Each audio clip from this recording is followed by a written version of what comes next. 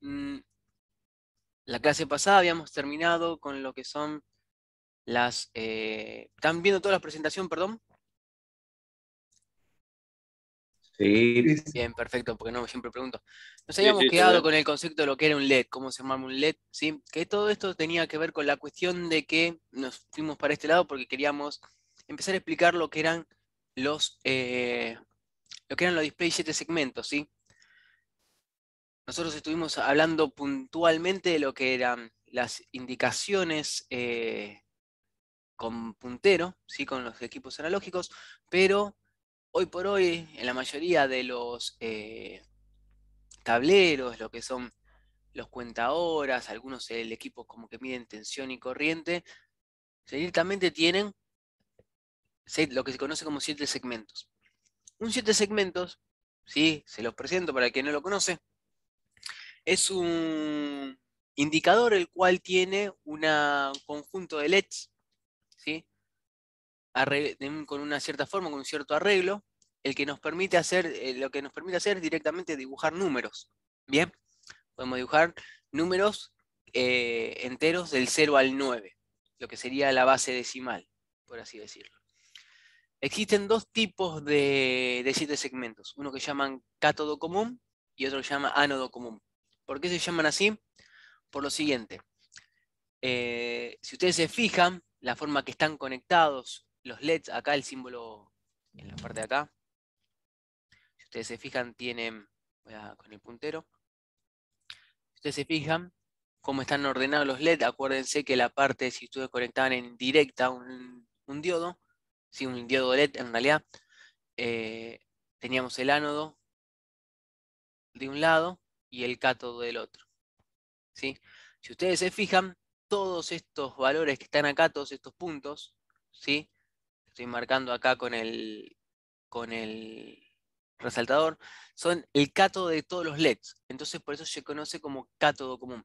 ¿Qué quiere decir eso? Que la tensión, ¿sí? La alimentación de cada uno de estos LEDs, perdón, entra por cada una de estas patitas.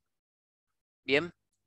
De esa manera, si yo pongo 5 volt y demás, lo que sucede es que estos segmentos van a ir prendiéndose. Por otro lado, existen lo que son de ánodo común, que a diferencia de los anteriores, lo que comparten es lo que sería la parte donde se conecta la alimentación, ¿sí?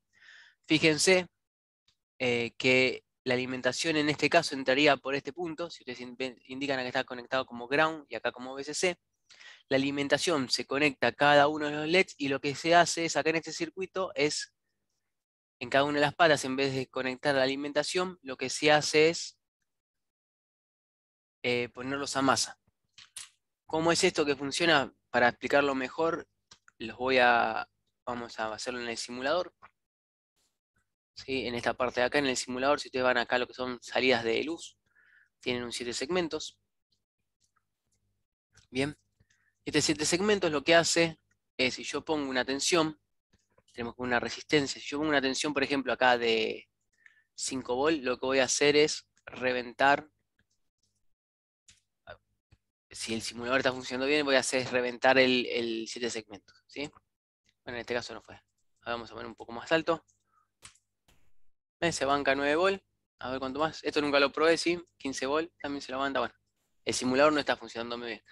La corriente que puede circular a través de un diodo LED, sí, de un LED, es de 30 mA, siempre. Por lo tanto, si yo pongo 15 volt y no hay una resistencia acorde, lo que va a suceder es que esto va a explotar. Ah, una cuestión, discúlpenme. Esto si yo pongo 5 volt, ¿sí? Y conecto directamente, lo que va a pasar es que no hay circulación de corriente. Me olvidé lo más importante, que era conectar la masa, ¿sí? Cerrar el circuito. Si yo hago eso, lo reviento.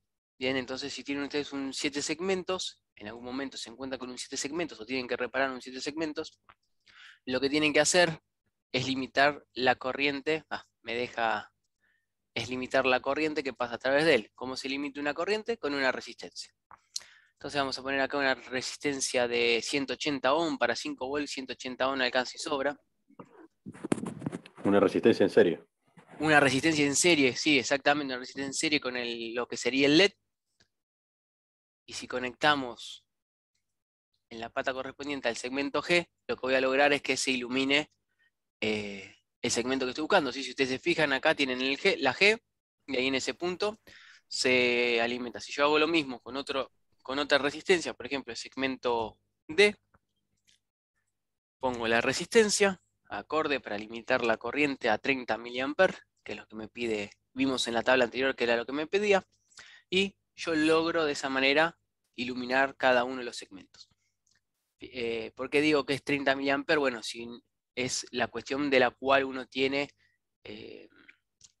la disipación de potencia, la máxima disipación de potencia se da con esa corriente debido a la tensión. Si ustedes recuerdan de la tabla anterior que habíamos visto cuando estábamos viendo los LED, la corriente máxima, sí, la corriente en directa, está indicada como forward voltage. Ustedes se compran un LED o algo que tiene un LED y le va a decir cuánto es el límite, ¿sí? Por ejemplo, 20 mA. Si ustedes se pasan un poquito de 20 mA no va a pasar nada, pero si ponen el doble, 40 mA, por ejemplo, eso va a explotar. Bien, entonces eso es lo que tienen. Pero si ustedes se habrán fijado, yo no puedo estar, cuando tengo un circuito, lo que es un medidor, un medidor de tensión, un medidor de corriente, adentro del circuito, ir conectando resistencias y alimentar la tensión. No se hace eso en la realidad. Entonces lo que se utiliza es un lenguaje, es en forma anecdótica para que entiendan cómo funciona. Se utiliza un lenguaje especial, una codificación especial que se llama 7 segmentos. ¿Sí? ¿Qué quiere decir eso? Yo tengo una cantidad de bits, bien, que lo que hacen es, se pende yo en una trama de 7 bits que van de acá, si ponemos el bit 7 de... Perdón, no es el bit 7, es el bit 6, porque son 7. Si ponemos el bit 6 al bit 0, tenemos 7 bits en total. Si yo voy poniendo en cada uno de estos bits el 1 o en 0, lo que voy a lograr es que cada uno de estos elementos se prendan. Por ejemplo, con esta trama, disculpe, con esta trama, sí, que la es 0, 1, 1, 0, 0, 1, 1, lo que yo hago es poner, por ejemplo, el segmento B en 1, ¿sí? El segmento C en 1, el segmento F en 1 y el segmento G en 1. De esa manera, con esta trama que está acá, dibujo el número 4, ¿sí? De esa manera. Si yo quisiera escribir el número 1, que está acá, por ejemplo, lo que debería hacer es prender nada más el segmento B y C, estos dos de acá. Entonces esta trama que está acá, en este lugar aparecería un 0, y en este lugar aparecería un 0. ¿Qué es esto lo que me estás diciendo, Nicolás? ¿No se entiende nada? Bien. Si ustedes recuerdan de la clase pasada, nosotros habíamos visto lo que era el muestreo y la retención, y habíamos pasado todo por un conversor analógico digital, ¿sí? Ese conversor analógico digital me daba un conjunto de bits. Vamos a volver hacia atrás un poquitito. Me daba un conjunto de bits, ¿de acuerdo? Yo este conjunto de bits lo puedo convertir en cualquier otro tipo de código, ¿sí? El cual me permita poder utilizar un integrado que se llama BCDS de segmentos y convertir un valor de lo que es el conversor analógico digital y mostrarlo en el display. ¿Cómo es eso que se hace? Bueno, supónganse que el conversor analógico digital me devuelve el valor 011, como habíamos visto en las curvas esas. Este número, en decimal, es el número 3. Bien, si yo este número 3, ¿sí?, lo relaciono con un código que se llama binario BCD, puedo dibujar por ejemplo, es uno de los casos que se puede utilizar, puedo escribir mi número 3 como el 0011, por ejemplo, ¿sí? Si tuviese más números, yo podría ir separando el número, por ejemplo, el 93. Si el conversor analógico me devuelve el número 93, yo podría separar estos dos dígitos, el 9 y el 3, podría separarlos en 0011 y en 1001, ¿sí? El 9 acá abajo. Y de esa manera utilizar un integrado, que ahora se lo voy a mostrar como función, se llama CD 4051, ¿sí? Y dibujar los números que yo necesito. ¿Cómo es eso? Bien. Si ustedes agarran acá y utilizan este BCD de segmentos, en el simulador hay un circuito entre lo que está acá que se llama 47, que es un codificador 7 segmentos. Nosotros lo que tenemos que hacer es, metemos el código BCD, si se fijan acá en la parte de delante hay un A, B, C y D, ¿sí? Metemos ese código que estábamos hablando recién. Este código, por ejemplo, si yo tengo el número 3, meto un 0011, y lo que voy a hacer con ese integrado es dibujar el número 3. ¿Cómo se hace esto? Bueno, como dijimos antes, tenemos que limitar las resistencias de la corriente que pasa a través de los LED, entonces usamos un arreglo de resistencias. De esta manera, conectamos las entradas correspondientes, fíjense que tiene una correlación. Las salidas de este integrado son la G con la F y así, y conectamos lo que son las demás,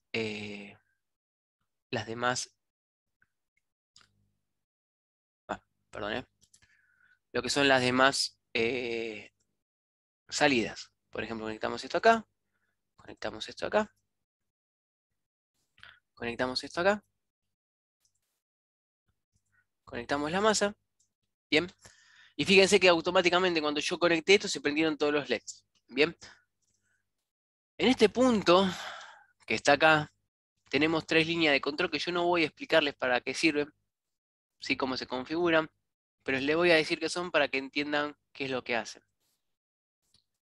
Si yo agarro, por ejemplo, la línea LT, es una línea llamada LAMTES, que lo que hace es prender o apagar, ¿sí? Todos los LEDs. Todos los LED. ¿Sí? La línea BL es una línea que lo que hace es ponerme en blanco todos los LEDs, ¿sí? Los apaga todos. Y después tenemos una pata que se llama Latch Enable, ¿sí? Que me permite hacer que cambien el número en el BCD. Yo lo que voy a hacer ahora es poner en este lugar unos botones, ¿sí? Para poder Nico, poner... ¿y la fuente en dónde está? No, la fuente acá en el simulador no se utiliza, pero este integrado, bien dicho, bien preguntado, necesita una alimentación. Bien, si yo busco un segundito, busco en internet lo que sería el integrado en sí, se llama CD4511. Una pata de esas Una es la pata que de está esa, alimentada. exactamente, una pata de esas, ya se los muestro. Acá tenemos el esquema, el esquemático. Si ustedes se fijan, tenemos la pata 16 y la pata 8. En esta, la 16, se conecta el positivo de la fuente y en el 8 se conecta el negativo.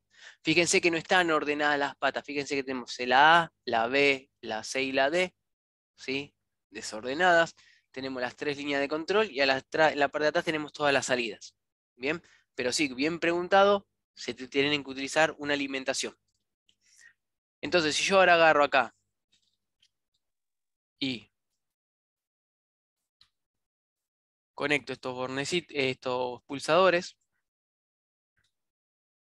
por lo general estos integrados son CMOS y se conectan con tensiones menores entre 3 y 24 volts, en 3 y 18 volts más o menos, perdón, con una fuente pueden hacerlo funcionar. Bien, si yo ahora, por ejemplo, quisiera dibujar el número 4, ¿sí? Vengo acá, me fijo cuál es la combinación para el número 4 y me dice que es 0, 1, 0, 0.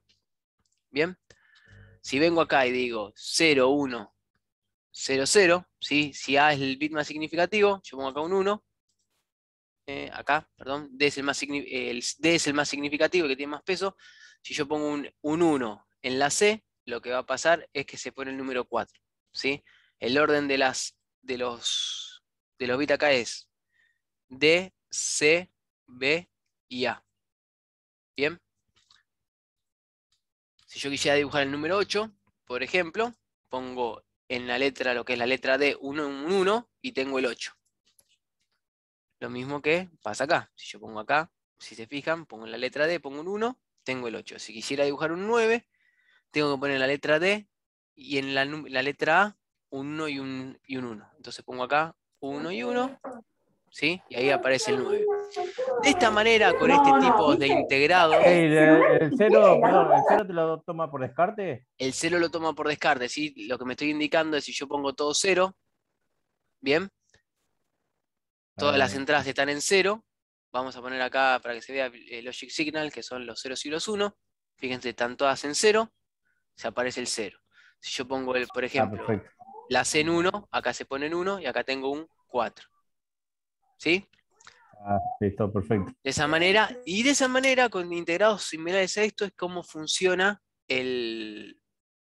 los LEDs que están en los tableros de los cuentamarcha y demás. Bueno, más o menos, porque la realidad es que hoy por hoy,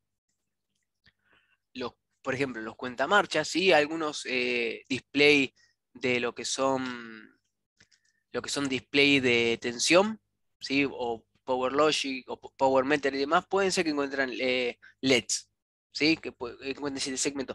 Pero por lo general, hoy por hoy, los cuentamarchas, los Power Logic, los Power Meter, que son, los habrán visto, pero ahí no los conocen por el nombre, pero en algún tablero lo habrán visto.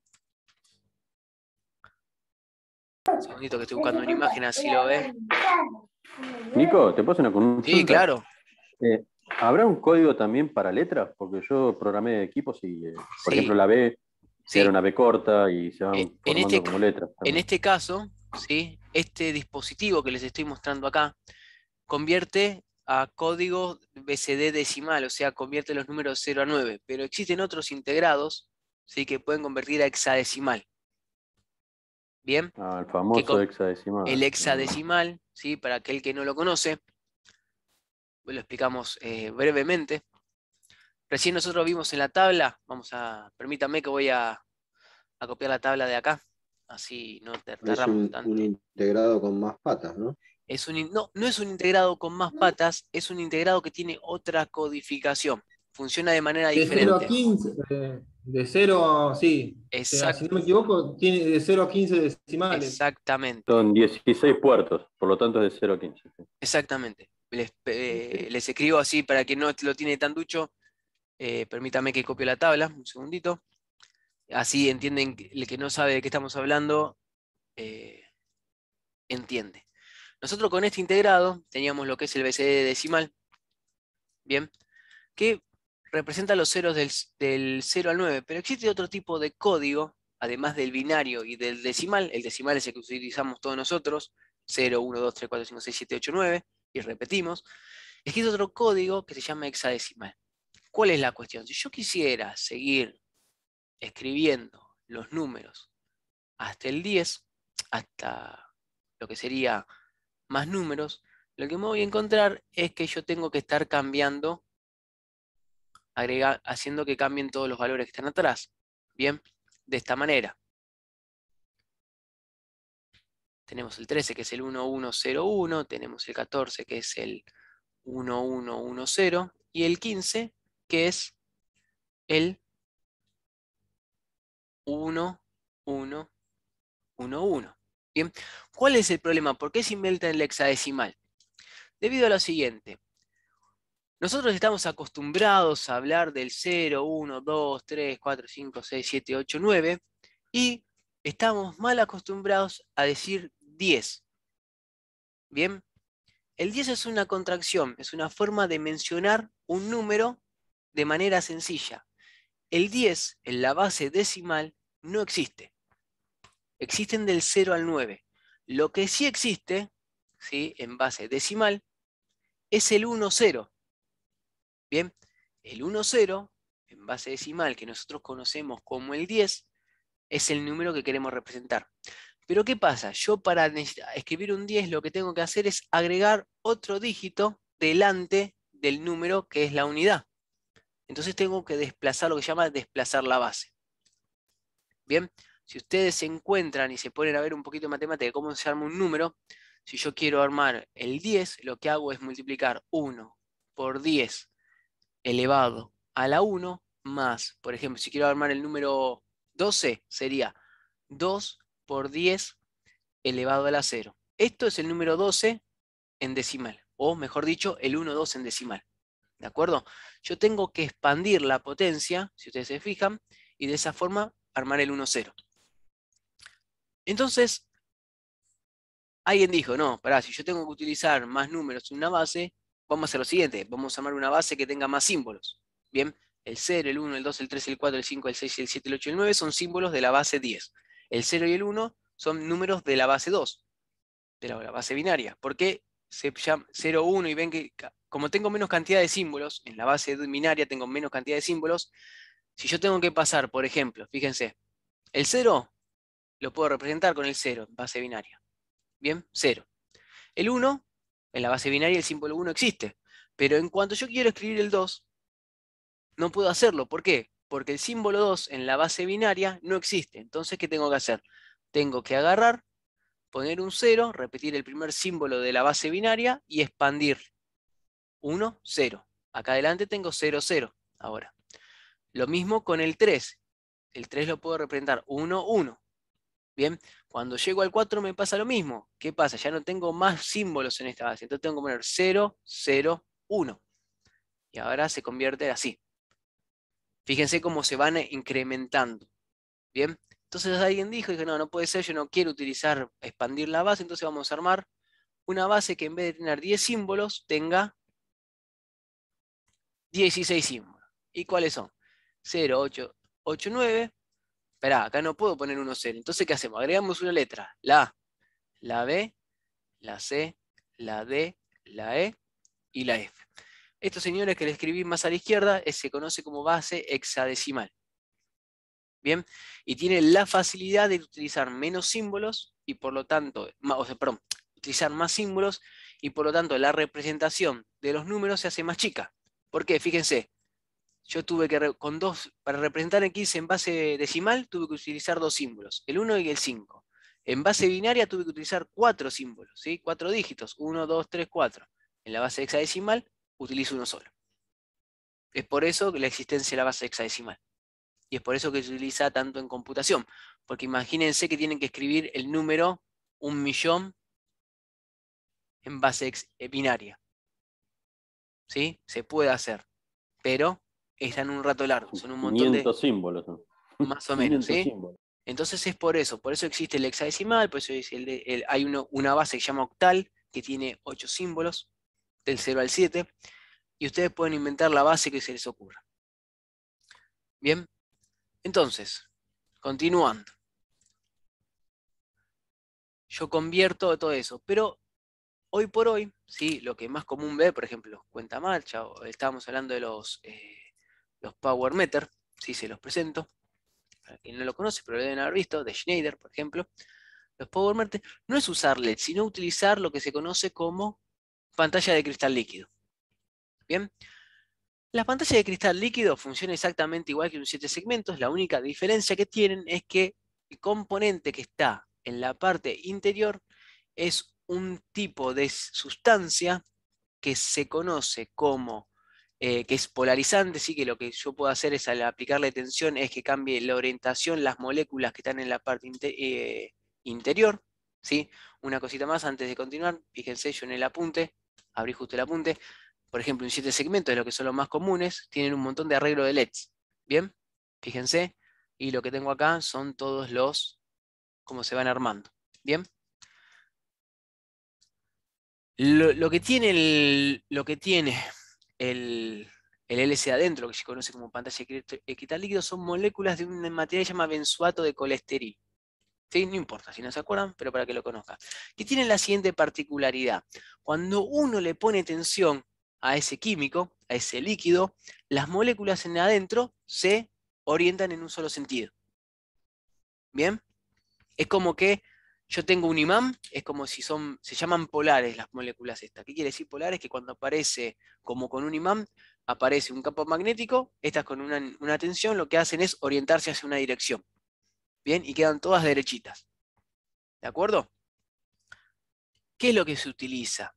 Además de los componentes de lo que son lo que es la pantalla de cristal líquido, ¿sí? La capa de cristal líquido. Se utilizan dos filtros polarizadores. Perdón. ¿Qué son esos filtros polarizadores? Aquel que sepa de fotografía, ¿sí? Los filtros polarizadores son filtros que se utilizan para orientar la luz en una sola dirección. Cuando uno tiene un foco de luz, vamos a ir a la pizarra un segundito, cuando tiene un foco de luz, ¿sí? La luz que pasa viene del foco, ¿sí? Va en todas las direcciones, no va en una sola dirección. Pero también ustedes sabrán que la luz se refleja, por lo tanto, si llega a un punto, se refleja en un sentido y así. Y van siempre a lo que es un foco. Por ejemplo, si es un ojo humano, ¿sí? La luz se ve reflejada. Ustedes no solamente ven la luz de la lámpara, sino que ven la luz además de donde refleja. Lo que sucede es que cada vez que esta luz se refleja, se cambia de frecuencia